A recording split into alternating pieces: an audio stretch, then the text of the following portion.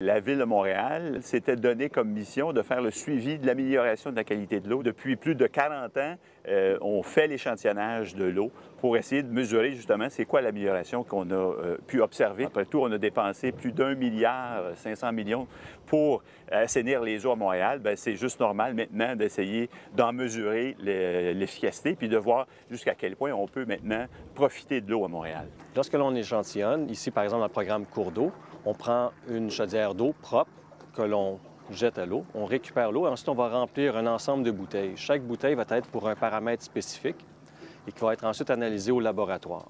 Entre-temps, nous, on les conserve sur la glace dans une glacière pendant le temps de l'échantillonnage. On échantillonne l'eau une fois par semaine durant 20 semaines, donc qui couvre l'ensemble de la période estivale. Alors, à partir des résultats qu'on obtient lors de ces 20 tournées d'échantillonnage, on dresse un portrait de la qualité de l'eau. Alors, c'est ce qu'on a fait en 2012. Alors, vous voyez ici, on a le résultat de la station. Donc, c'est une station qui a une indication qui dit que la qualité de l'eau à cet endroit serait suffisante pour permettre des usages comme la baignade. Quand on reçoit les échantillons au laboratoire, premièrement, on s'assure qu'ils soient bien identifiés.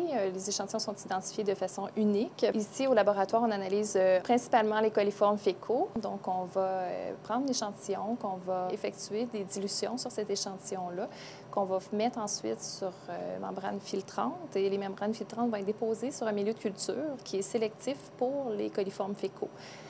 Ces milieux de culture-là vont être incubés ensuite dans des bains-maries qui sont à température contrôlée, qui simulent l'intérieur du corps humain, en fait. Et ils vont être incubés pendant 24 heures, plus ou moins 2 heures. Pour chaque échantillon, les résultats vont être disponibles ensuite de 22 à 26 heures plus tard. Et on va y mettre ensuite les résultats pour chacun des échantillons. Moi qui est de la génération où j'ai appris à nager dans les eaux du fleuve Saint-Laurent, pour moi, l'eau maintenant à Montréal, et je dirais qu'elle est comparable à ce que j'ai connu dans ces années-là.